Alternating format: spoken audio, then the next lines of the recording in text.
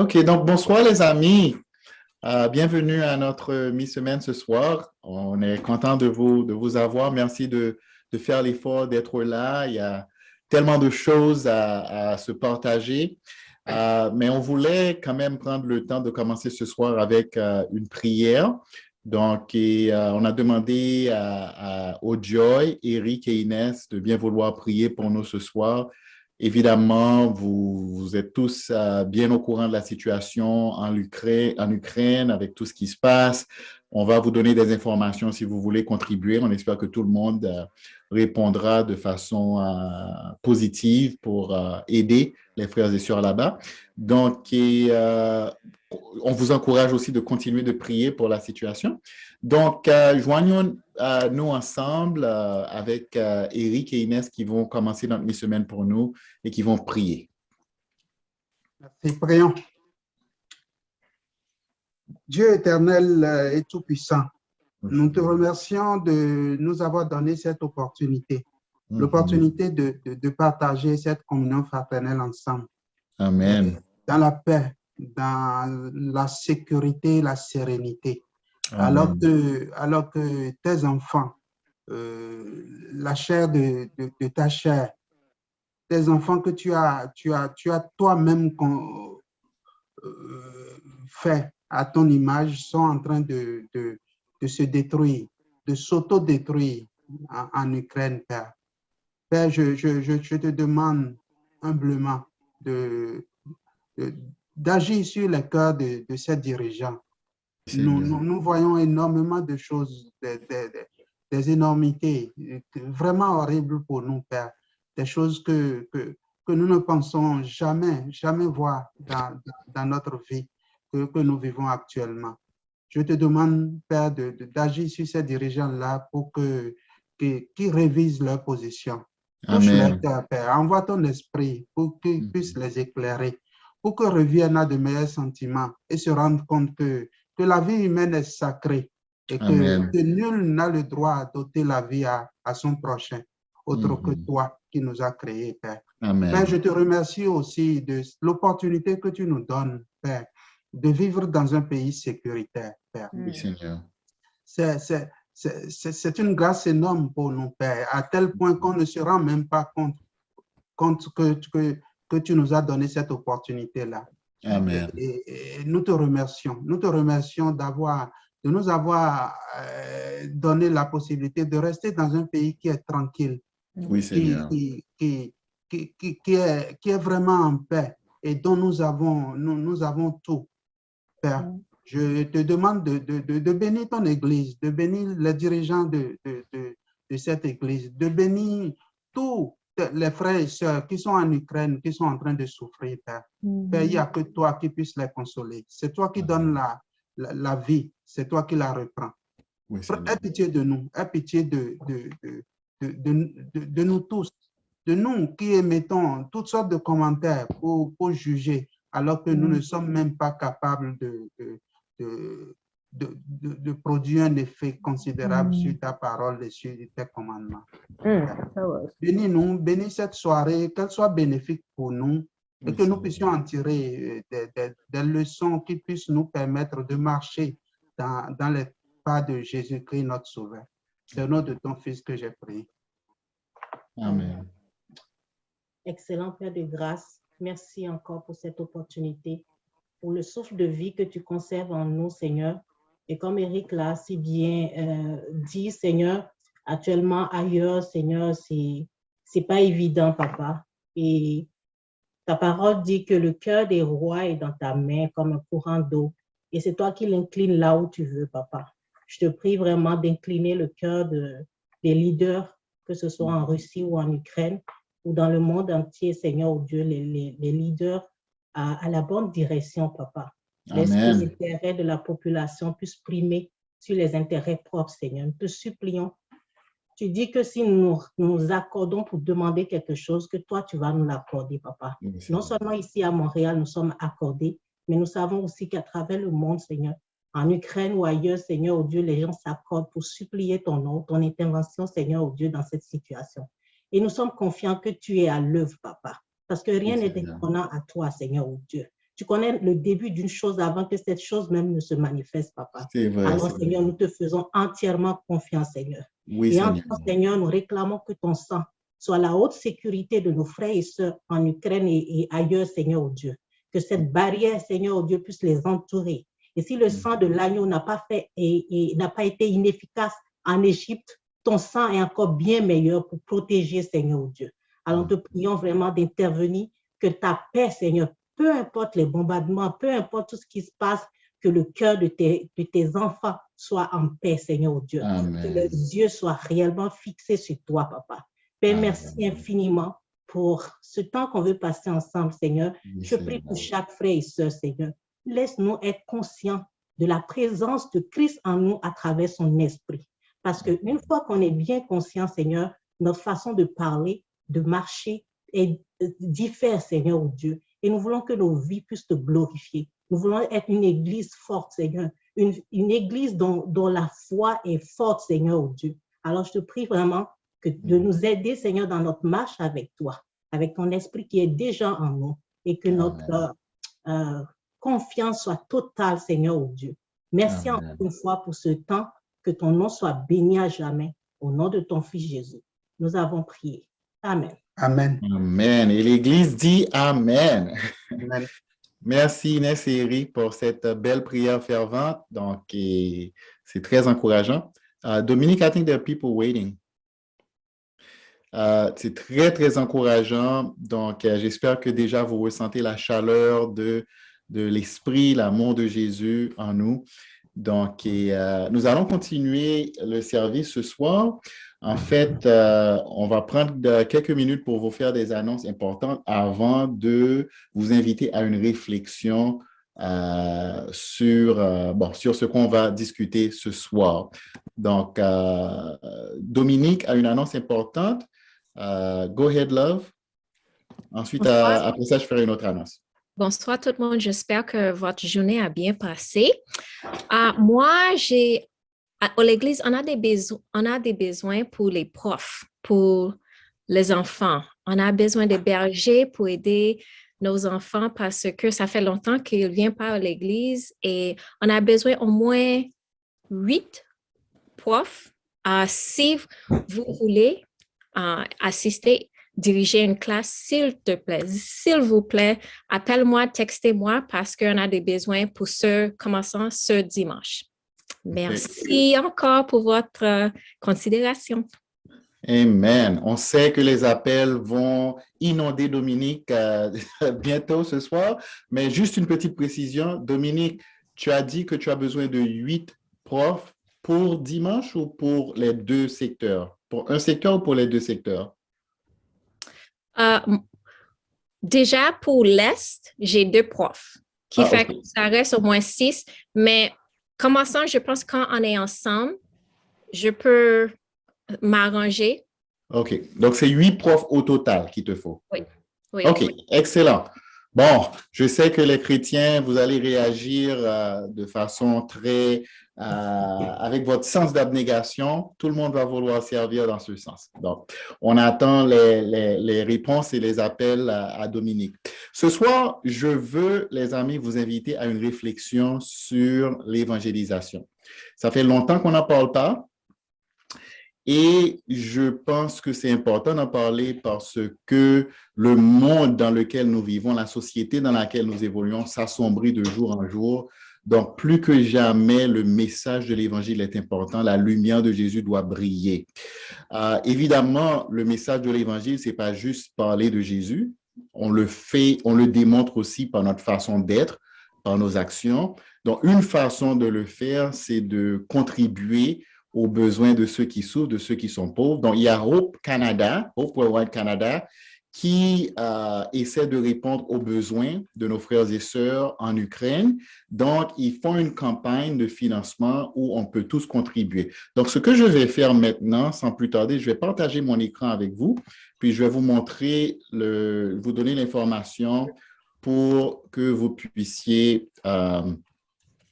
partager vos dons avec Hope Canada à l'égard pour aider pour venir en aide à nos frères et sœurs en Ukraine. Donc, voilà. Le lien est affiché sur l'écran si vous voulez prendre en photo. J'ai aussi mis le lien dans le chat. Donc, si vous voulez copier dans le chat, si vous remontez au début de la conversation, au début du chat, vous allez pouvoir copier le lien aussi. Donc, là, vous pouvez donner directement, dès ce soir, pour aider, pour les efforts de secours aux frères et sœurs en Ukraine. Nous allons aussi inclure le lien dans le courriel de Manuel de lundi, puis on va faire l'annonce également dimanche. Donc, comme Dominique l'a dit, dimanche, on sera ensemble avec le secteur de l'Est à Meilleur. Le service sera diffusé également sur Zoom. Et le dimanche d'après, donc on va sans doute inverser et avoir le secteur de l'Ouest. Restez à l'affût des informations. On va vous amener ces informations au temps convenable. Donc, en fait, voilà, comme je disais, ce soir, je veux qu'on parle un peu de l'évangélisation. Mais avant d'entrer dans le vif du sujet, je voulais vous partager un petit sondage pour qu'on puisse au moins avoir le pouls de l'Église. Je sais que ça peut être un sujet qui rend inconfortable, j'espère que non, mais l'idée ce soir, c'est d'avoir une discussion ensemble en tant qu'Église, en tant que famille, pour voir en quelle mesure on peut grandir dans cet aspect-là. Donc, je vais vous partager le sondage, qui est un sondage anonyme. Je vais vous demander de répondre aux questions. Et puis, on va voir qu'est-ce que ça donne. OK. Donc, là, je vais vous envoyer le sondage. Puis, vous n'avez qu'à répondre aux questions. OK. Est-ce que tout le monde voit le sondage? OK. Donc, c'est un choix de réponse par question. Thank you, Manuel. OK, donc, en fait, je pense qu'on a tout le monde. Il y a juste une personne qui n'a pas encore participé ou qui termine peut-être, mais on va y aller. Donc, première question. Le monde a besoin d'entendre la bonne nouvelle de Jésus. Je suis très content de réaliser qu'on est à 97%. Donc, c'est quasiment la totalité des gens qui sont sur l'appel ce soir qui y croient que le monde a besoin d'entendre l'Évangile. Ensuite, deuxième question. En ce qui tient à partager la bonne nouvelle avec les autres, je suis très engagé. Donc, il y a un tiers du groupe ce soir, un tiers de l'Église qui est très engagé. Il y a un peu plus de tiers qui hésite et il y a un tiers qui n'est plus engagé, qui est désengagé. Et en passant, j'apprécie votre honnêteté, les amis. Cet exercice-là, c'est pour juste nous révéler là où on est puis qu'est-ce qu'on peut faire pour travailler là-dessus. Ensuite, troisième question. Qu'est-ce qui m'empêche de partager ma foi avec les autres? Donc, il y a un peu plus, presque 38%, OK, un peu plus d'un tiers, qui dit que c'est leur manque de foi. Ils ne sont pas sûrs d'avoir un impact. Ensuite, la moitié disent que c'est dû à leur inaptitude. Ils ne savent pas vraiment comment s'y prendre. Ensuite, il y a un 13% qui disent qu'ils n'ont plus le cœur à cela. Ils sont indifférents. Encore une fois, j'apprécie votre honnêteté. C'est très important. Quatrième question. Qu'est-ce qui m'aiderait à partager ma foi? Il y a un tiers qui disent des meilleurs outils. Il y a plus que la moitié, 53%, qui dit une meilleure organisation de mon horaire et une meilleure planification. Et il y a un 16% qui dit des encouragements à le faire de la part des autres. OK? Ensuite, dernière question. La dernière fois que j'ai aidé quelqu'un à devenir un disciple remonte à moins d'1 an. Donc, il y a 41% qui disent que moins d'1 an, donc à l'intérieur d'une année, ils ont participé à aider quelqu'un à devenir disciple. Il y en a 31%, donc un tiers, qui disent entre 1 an et 3 ans. Ça remonte à 1 an et 3 ans. Il y a un 16% qui disent que c'est entre 3 et 5 ans. Et il y a un 13% qui disent que ça fait plus de 5 ans. OK. Donc, voilà les amis. Encore une fois, on vous remercie pour votre honnêteté d'avoir partagé.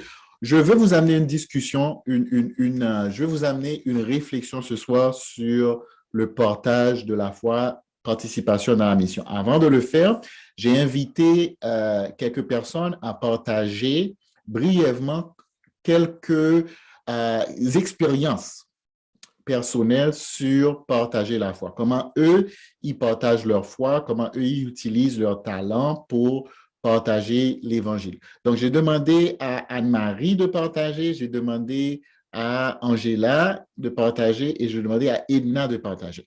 OK? Donc, je ne sais pas si Anne-Marie et Randy va partager aussi ou Eduardo va partager aussi. Vous êtes libre de partager les deux en couple, mais je vous donne environ 3 minutes entre vous pour partager. Donc, est-ce que Angela, tu pourrais commencer pour nous?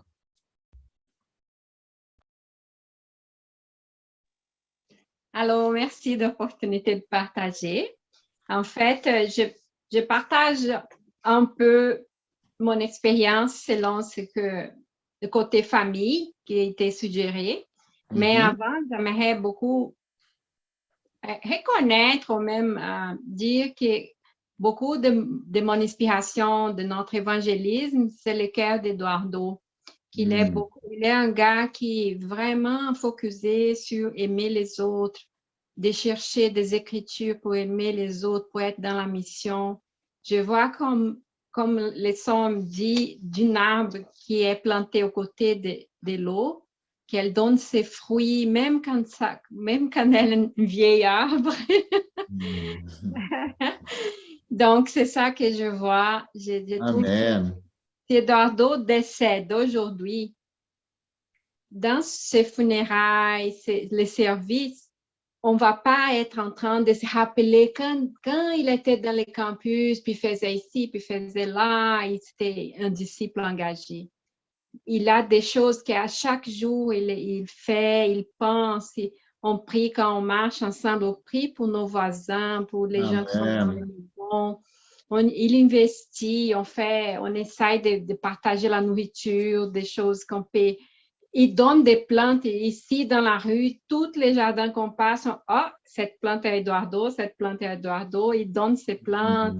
Donc, c'est un gars qui utilise beaucoup son talent, tout ce que Dieu lui donne, il redonne pour révéler et pour faire des contacts et comme ça, amener les gens à Dieu. De mon côté, j'aimerais juste partager que depuis l'année passée, aux environs mois d'août, septembre, j'ai commencé à être très découragée avec la COVID parce qu'il semblait qu'on ne pouvait pas visiter vraiment nos parents. Mais je voyais que mes parents, les parents d'Eduardo, ils vieillissaient. J'aimerais avoir un temps de m'asseoir et de parler de Dieu, de partager ma foi, comment elle est aujourd'hui, qu'est-ce que j'ai appris toutes ces années et tout. Donc, j'ai commencé à prier, Eduardo aussi, on a commencé à prier pour ça et voir. Puis il a trouvé un ticket, un billet d'avion à bon prix.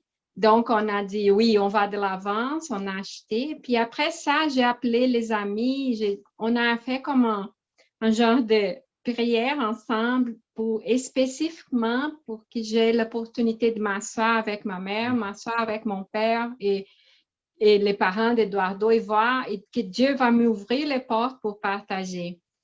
Et je jeûnais à chaque vendredi spécifiquement pour ça, avant le voyage, les 3 mois. Je lis ma Bible en portugais pour revoir tout parce que j'étais en train d'étudier en français et anglais pour utiliser plus ici au Québec. Donc, j'ai retourné ma Bible en portugais et finalement, à la fin décembre, je suis allée et c'était très, très bon. Même des gens qui je ne me comptais pas, je n'avais pas l'attente, ils m'ont entendu. Donc, j'ai eu l'opportunité de faire une étude, de partager ma foi avec la sœur cadette d'Eduardo et son mari. Après, j'ai voyagé chez moi et j'ai pu m'asseoir et parler avec ma mère, avec la Bible. J'ai fait le même pour mon père. Mes parents sont séparés et la femme de mon père, elle m'a écoutée pendant que je parlais avec mon père. Puis après, elle m'a dit, est-ce que tu peux m'enseigner ça aussi après que tu finisses? Comme elle voulait la même classe. Donc oui, c'était bien. J'ai pu Bien. parler avec elle et avec ma demi-sœur aussi, qui est déjà venue au Canada. Donc, c'était très, très bon. J'étais contente d'y aller. J'ai vu que je m'approchais des gens, j'ai pu faire. Et il y a beaucoup de sémences qui sont laissées. Maintenant, Eduardo il me disait, bon, maintenant, il faut qu'on fasse un plan pour comment continuer, peut-être par Zoom, comment on continue à les encourager à chercher la Bible et voir leur croissance, de continuer à les guider. Donc, Amen. c'était vraiment une bénédiction de Dieu. Et les étapes, en fait, la Bible dit que nous, les humains, on fait des plans dans nos cœurs, mais c'est Dieu qui guide nos pas. Amen. Donc, je voulais juste finir en partageant qu'il faut qu'on fasse des plans. Il faut qu'il notre foi ait une attente, quelque chose qui te demande à Dieu. Lui, il va dire oui ou non, il va guider nos pas. Mais il faut qu'on donne qu'on définisse notre propre foi, qu'on se trouve des objectifs, qu'on fait un plan ensemble et qu'on commence. Dieu va faire les restes. En fait, Dieu fait tout, mais il nous donne cette initiative de participer, de commencer. Il faut qu'on donne notre premier pas. Même avec notre petite foi, c'est pas grave. On commence. Dieu va faire son travail. Donc, c'est ça. J'aimerais donner la gloire à Dieu. Merci. Amen. Merci, Angela. Quel beau partage. Très inspirant. Anne, est-ce que tu peux partager? Anne-Marie, pardon.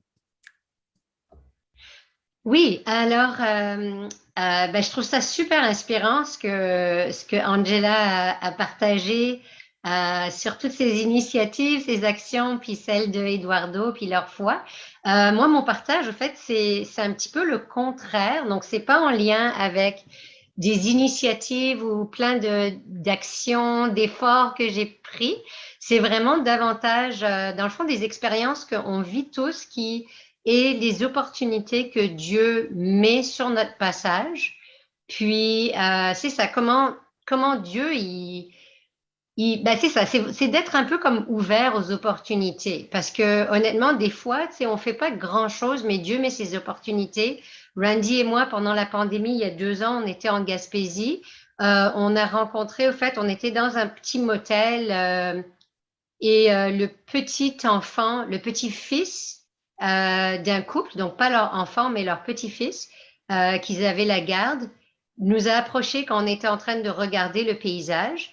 Et au fait, donc déjà, c'est une opportunité que Dieu a motivé ce petit enfant à nous parler. Et il était vraiment très cute d'ailleurs, et il parlait beaucoup. Et puis, et finalement, en fait, ce gars-là, le grand-père, était en train de faire le tour, il essayait de faire le tour de l'Est du Canada en vélo, en bicyclette. Et sa femme s'est blessée, donc finalement, elle était dans la vanne avec le petit-fils. Et au fait, à cause de la pandémie, le Nouveau-Brunswick, Nouvelle-Écosse était fermé, la frontière. Donc, il s'est avéré à aller en Gaspésie et donc, c'est là qu'on l'a croisé. Il ne devait pas normalement aller en Gaspésie. Alors là, on les a revus plusieurs fois sur notre chemin. Nous, on était en moto, puis à plusieurs reprises, dépendant de où est-ce qu'on était, qu'on le voyait aller monter la côte ou s'arrêter. On disait « Go, go, go, Lorne, go, Lorne ». Ils viennent de l'Ontario. Puis, c'est ça. Après ça, on les a vus à un café, tu sais, comme entre guillemets par hasard. C'est encore Dieu qui met les opportunités. Donc, voilà. Et puis, après ça, donc ça, c'était il y a 2 ans. Après ça, cet été ou un petit peu avant cet été, l'été qui vient de passer, dans le fond, ils ont eu l'opportunité d'acheter une grosse maison, propriété avec des chalets sur une petite île en Ontario. Et donc, ils nous ont informés de ça et on a loué un des petits chalets. Juste, en tout cas, je sais que j'ai pas beaucoup de temps. On a été là, on a établi contact avec eux. On était là comme locataire, mais quand même, on essayait d'être friendly. C'est sûr qu'on parlait du fait qu'on faisait partie de l'Église, qu'on était chrétien, mais bon, sans plus, on n'a pas vraiment on était un peu déçus de ne pas avoir comme assez pris l'opportunité pour partager notre foi plus que ça.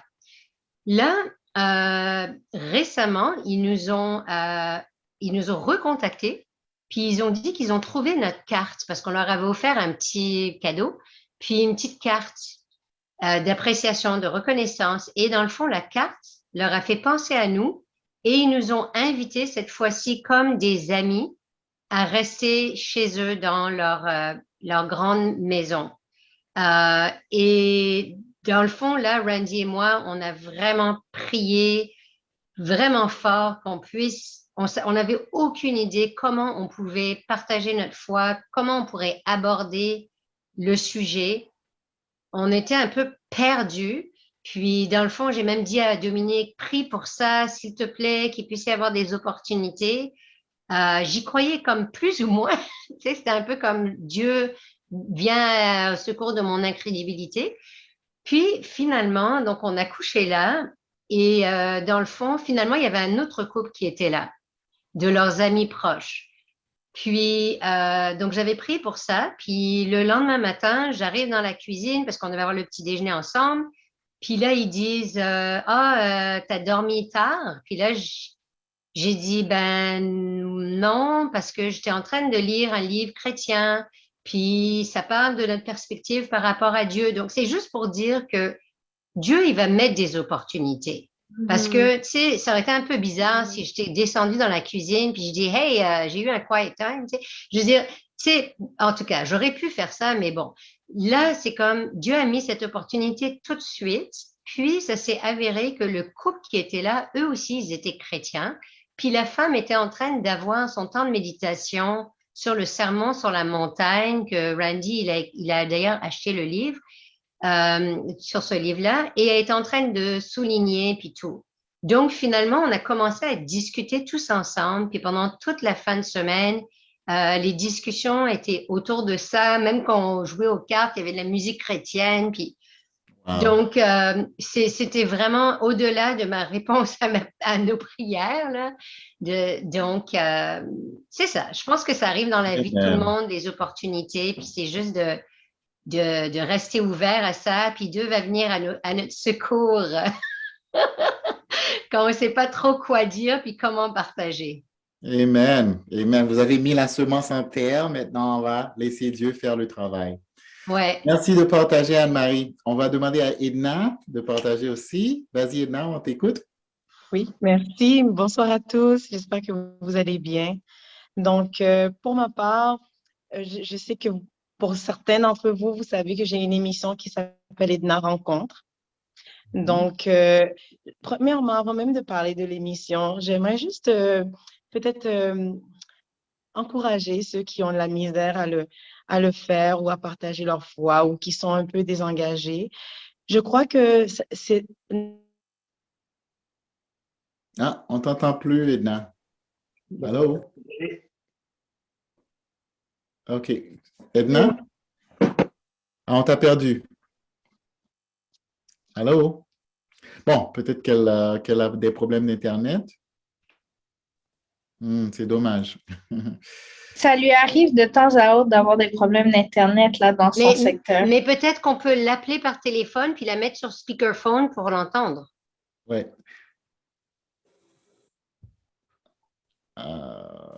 OK. Peut-être que quelqu'un peut l'appeler comme Anne-Marie a suggéré. Oui. Donc, en tout cas, en attendant qu'Edna revienne, je pense que je veux vous remercier, Angela et Anne-Marie, d'avoir partagé vos témoignages personnels. Donc, je pense que le message est clair, c'est qu'il y a plusieurs façons de témoigner, il y a plusieurs façons de partager sa foi. Okay? On n'a pas tous les mêmes talents, on n'a pas tous les mêmes opportunités. Donc, l'idée vraiment, c'est de laisser Dieu nous utiliser dans les situations où nous sommes pour pouvoir avoir un impact sur les autres. Donc, Dominique, you're on the phone with her? Okay, so do you want to maybe put her on, but your mic is closed, honey.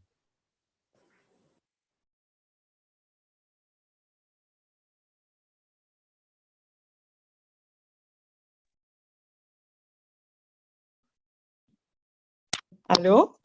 Oui, on t'entend. Désolée, mon Internet a sûrement fluctué. Pas de Est-ce que problème. je ne vous vois plus là?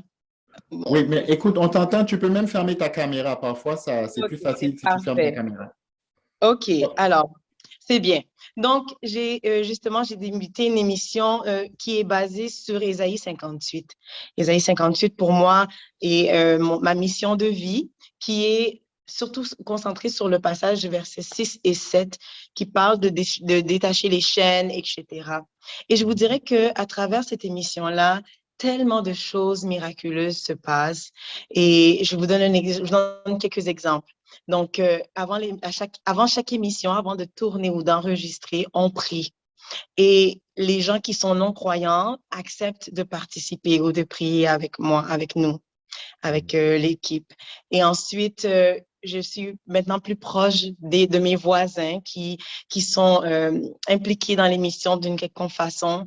Récemment, je suis allée pour son anniversaire, passer souper avec eux et il m'a demandé de chanter. Et j'ai chanté un chant biblique, un chant d'église. Donc, il m'a demandé qu'est-ce que ça voulait dire. Et je lui ai dit que c'était pour glorifier Dieu. Et ils étaient super touchés. On a même eu le temps de prier ensemble, même si, et il m'a dit, c'est différent avec toi. Je sais que les gens souvent sont religieux et ils sont pas vrais. Mais toi, tu es différente. Et je lui ai dit, c'est pas moi qui suis différente, c'est bien ce que Dieu fait en moi. Maintenant, Amen. je les force pas à faire quoi que ce soit. Je leur invite pas pour l'instant directement, à moins que la conversation soit là.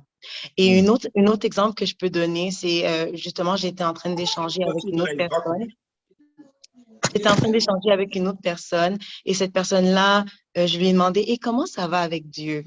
Et elle me dit, oh ben, je crois toujours, mais j'ai de la misère. Donc, j'ai posé quelques questions et elle m'a répondu librement, ouvertement, et j'ai dit, et sache une chose, si jamais tu veux étudier la Bible un jour, si tu veux comprendre, apprendre plus de Dieu, mais je suis là. Je suis là si tu le veux. Et c'est comme ça que je Amen. fais, c'est comme ça que je m'y prends, mais je suis aussi intentionnelle. Je suis intentionnelle dans mes temps passés avec mes amis. Cette année, pour moi, ma famille, ça fait 2 ans maintenant depuis la pandémie, je veux vraiment les membres de ma famille. Donc, je suis intentionnelle dans le temps passé. Je me rends disponible. Je suis à l'écoute de leurs besoins. J'essaie de servir au-delà. Je leur demande pardon quand je fais quelque chose qui ne va pas bien ou bien que je sais que j'ai eu une faute.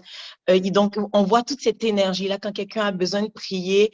Mais là, je dis, je vais prier pour toi. Dis-moi quel est ton besoin. Donc, c'est comme ça que j'aborde l'évangélisation sans en faire un plat. Parce que les gens, Amen. quand c'est trop de dogmes, trop de rigidité, ça les éloigne. Aujourd'hui, ils ont Yeah. besoin du cœur. Donc, c'est ça. Amen. Merci, Edna. Donc, les amis, vous venez d'entendre un message avec 3 points. Donc, Angela a partagé le premier point, Anne-Marie le deuxième et Edna le troisième. En fait, Dieu fait bien les choses et puis Dieu opère de façon mystérieuse. On est déjà rendu à 8h moins quart. Donc, je ne vais pas commencer ma leçon maintenant parce que je pense que vous avez déjà entendu tellement de choses. Et moi, voilà ce que je propose. J'ai été très enthousiaste par rapport à la leçon que je vous avais préparée, mais ce que je vais faire, je vais enregistrer la leçon. On va l'inclure dans le courriel de Manuel lundi. Donc, c'est plus de travail pour moi, mais pas de problème. La seule chose que je vous demande, c'est de prendre le temps de l'écouter. OK? Moi, je fais ma part. Je vais travailler plus fort pour enregistrer le message. On vous l'envoie dans le lien de Manuel lundi. Prenez le temps de l'écouter parce que je pense qu'en tant qu'Église, qu'en tant que communauté, on n'est pas en train de faire le travail que Dieu nous a demandé de faire. Collectivement, je veux dire. Oui, il y a quelques individus qui font quelques efforts, mais en termes de collectivité, communauté, le monde se meurt, le monde est perdu. On n'est pas en train d'amener l'espoir de la vie éternelle, l'espoir de l'Évangile. J'ai beaucoup apprécié l'honnêteté de tous ceux qui ont participé au sondage. Il y en a qui, honnêtement, ne se sentent pas bien outillés. Donc, il faut vraiment un travail pour bien s'outiller. Il y en a d'autres qui se sentent intimidés ou qui n'ont pas la foi qui peuvent avoir un impact. Donc, il faut travailler là-dessus. Il y en a d'autres qui, comme ils l'ont avoué, en toute honnêteté, ils sont plus engagés. Ils n'ont plus ça à cœur. Donc, il y a certainement un travail à faire au niveau du cœur. Mais peut-être que vous ne le savez pas. Pour ceux et celles qui le savent, et pour ceux et celles qui ne le savent pas, je vais le dire quand même, l'une des plus grandes joies de la vie chrétienne, c'est d'amener une âme à Jésus. Il y a très peu de joies qui sont égales à la joie d'amener quelqu'un à Christ. Et si on n'est pas en train de vivre cette expérience, on est en train de se priver d'une des plus merveilleuses expériences de la vie chrétienne. Donc, ce n'est pas juste une question de renoncer à soi et puis de partager sa foi, mais c'est vraiment une question de laisser l'Esprit se manifester en nous afin que toutes les bénédictions de la vie chrétienne puissent se réaliser concrètement dans nos vies. Donc, on va parler de l'évangélisation davantage, mais je veux que vous ayez l'esprit ouvert pour le voir sous un autre angle. Je vais enregistrer mon message, mais il y a deux choses que je veux dire pour nourrir votre réflexion. La première chose que je veux dire, c'est que dans la Bible, c'est clair que l'évangélisation est un travail d'équipe. L'évangélisation est un travail d'équipe. Par contre, dans notre culture individualiste, puis dans notre sous-culture d'église individualiste, pour ceux et celles qui sont chrétiens depuis des dizaines d'années comme moi, vous allez vous rappeler les moments où on demandait à chaque personne de lever la main s'ils avaient aidé quelqu'un à devenir chrétien. OK? Peut-être que ça va vous ramener des cauchemars. Mais le fait est que dans notre culture d'église, on préconisait l'évangélisation comme étant quelque chose d'individuel. Par contre, dans le Nouveau Testament, ce qu'on voit, c'est quelque chose, un travail collectif. Qu'importe qui donne l'invitation, qu'importe qui amène la personne à l'église, qu'importe qui commence l'étude, si tout le monde participe, c'est le fruit de tout le monde. La gloire est pour tous. La gloire est pour Dieu. C'est le travail collectif de tous. Donc, c'est quelque chose qu'il faut changer fondamentalement dans nos esprits, que peut-être que tu n'es pas doué à parler à des étrangers. Peut-être que ce n'est pas quelque chose qui te vient facilement. Ça ne veut pas dire que tu ne peux pas contribuer. Peut-être que Anne-Marie, elle a ce don, je ne sais pas. Elle peut parler à des gens facilement. Mais peut-être que Dominique, elle va recevoir l'ami d'Anne-Marie, elle va lui cuisiner un bon repas. Peut-être qu'Angela va étudier la Bible avec l'ami d'Anne-Marie, mais c'est un travail collectif. Donc, c'est important, premièrement, de se mettre en tête que l'évangélisation doit devenir un travail collectif. On va tous ensemble travailler pour aider les gens à devenir chrétiens. C'est bon? La deuxième chose, il faut comprendre que l'évangélisation, ce n'est pas juste donner une invitation. Je parlais à quelqu'un récemment qui m'a dit que la personne était frustrée parce que je disais que le call contact ne marche pas. OK. Aujourd'hui, ce soir, je me reprends. OK? Je ne défends pas de faire du call contact. Je ne dis pas que c'est mauvais de faire du call contact. Puis, je ne peux pas dire que le call contact ne marche pas. Donc, si je l'avais dit, je me reprends parce qu'il y a des gens qui sont devenus chrétiens comme ça. Il y a des gens qui ont reçu une invitation qui sont devenus chrétiens. Donc, ce n'est pas que ça ne marche pas. L'idée, c'est que ce n'est pas la seule façon de partager sa foi, comme témoignent les partages que vous avez entendus ce soir. Donc, nous allons explorer plusieurs façons de partager notre foi. Pas juste une seule façon. Mais il faut qu'en tant qu'Église, nous recommencions à prier là-dessus, à en discuter davantage, puis à travailler de façon collective pour avoir plus d'impact. Okay? Je suis en train de travailler sur un projet que, en temps et lieu, je vais vous annoncer, mais je pense que, encore une fois, les temps ont changé. Les temps ont changé. Il faut être prêt à changer notre approche. Il y a 30 ans, quand vous et moi, nous étions étudiants, notre façon de penser, notre façon de voir le monde était complètement différente de la façon dont les jeunes pensent aujourd'hui. OK? Ça, c'est une réalité. Il faut l'admettre. Ensuite, les milieux ne sont pas les mêmes.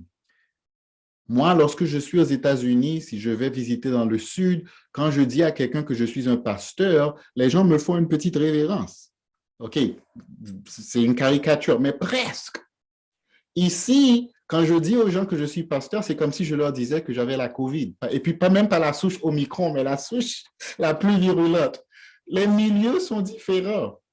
Donc, il faut s'adapter au milieu et se dire qu'est-ce qu'on peut faire pour atteindre le plus de monde que possible. S'entêter sur une méthodologie et puis dire non, c'est comme ça que ça a toujours été, puis c'est comme ça qu'il faut le faire. Ça c'est le caractère des pharisiens qui résistaient le message de Jésus. OK? On doit être prêt à avoir à mettre du vin nouveau dans des outres neuves. Du vin nouveau dans des outres neuves. Donc, bref, je vais enregistrer le message, comme j'ai dit. Je vous demande de l'écouter, puis on va continuer la discussion là-dessus. Donc, il nous reste quelques minutes. Je vais juste accorder ce temps-là aux gens qui veulent offrir des commentaires, des questions. Je vous encourage d'être concis parce qu'il y a peut-être d'autres qui veulent partager aussi, mais je vous laisse le micro. Si vous voulez offrir des commentaires, si vous avez des questions, on va utiliser le temps qui nous reste pour échanger. Commentaires ou questions, ne soyez pas timide.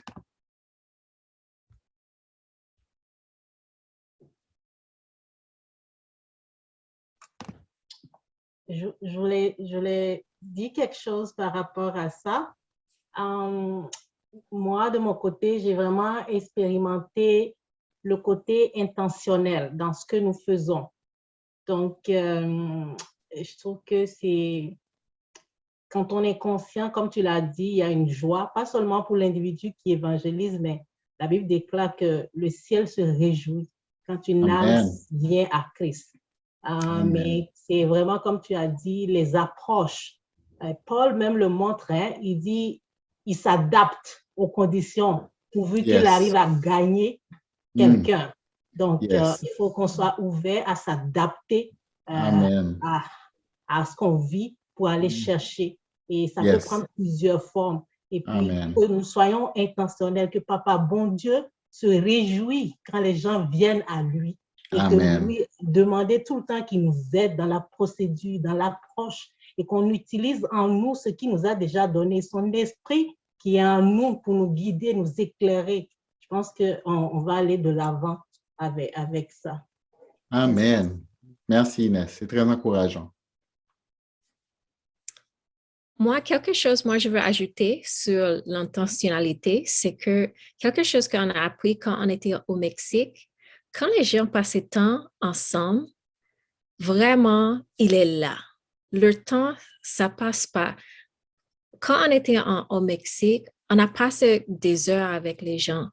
On a discuté, on a mangé, on a fait tout.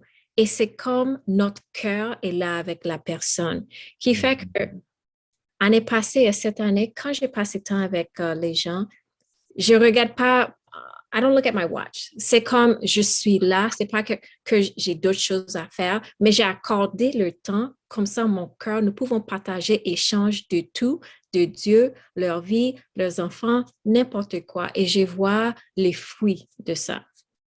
Amen. Bon point, Dominique.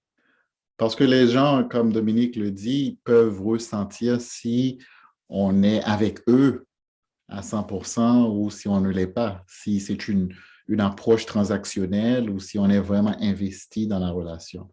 So, bon point. Amen. OK, est-ce qu'il y a d'autres commentaires? On va prendre 2 autres commentaires ou questions s'il y en a et puis on va vous laisser partir à condition que vous écoutiez le message lundi comme je vous l'ai fait promettre. D'autres commentaires, d'autres questions? Ben moi, je trouve que c'est toujours de devenir un ami pour les gens qu'on rencontre qui fonctionnent bien. Les inviter chez moi à manger, ou sortir avec eux, ou faire des activités. Si j'ai 2 billets pour quelque chose, je vais inviter la personne que j'évangélise. Alors, je pense que les gens apprécient ça aussi, voient que c'est pas juste qu'on ne peut pas juste les convertir, mais qu'il y a aussi une sincérité de cœur aussi là-dedans. Amen.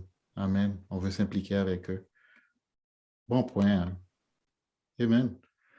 Amen. En fait, c'est ça. On ne veut pas être en mode recrutement. On veut être en mode aimer. On va aimer les gens. On va aimer les gens. OK. Amen. Anne-Marie, tu voulais ajouter quelque chose? Non. OK. OK. Pierre et Sonia, vous voulez ajouter quelque chose? Pierre and Sonia, would you like to share something? Oui. I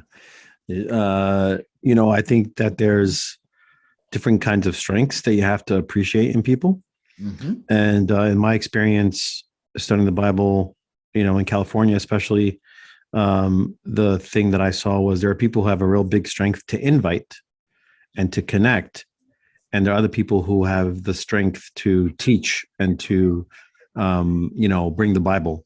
So sometimes, your role might be the one to host a dinner to invite other disciples that maybe are shy, but they're really good at sharing their faith.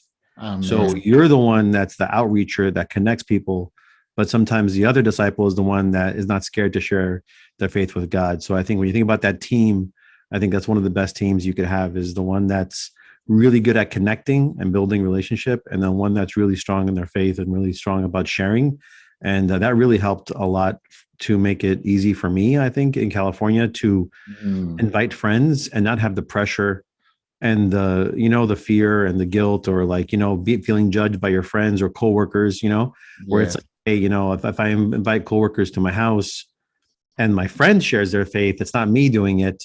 And if they study the Bible, I'm not in the Bible study because that's my coworker, And so I think just thinking about your team, I'm sorry, this is in English, but I don't know how to say this in French. You're doing great. But yeah, that's it. Amen. Amen. Great point, Pierre. Puis je pense qu'il y a on a un travail sur le plan théologique à faire aussi par rapport à l'évangélisation, parce que souvent dans notre pensée, notre façon de voir les choses, c'est que je suis un bon disciple, donc j'évangélise. Si je ne partage pas ma foi, je suis un mauvais disciple. Et puis, ça devient une question de performance. Alors, il faut changer ce paradigme, puis de voir l'évangélisation, pas pour nous. Ce n'est pas quelque chose qu'on fait pour nous donner une petite tape dans le dos, pour dire, ah, voilà, on est un bon disciple. Non, c'est quelque chose qu'on fait pour les autres. Donc, on doit se dire, quel est mon rôle à jouer dans tout ça?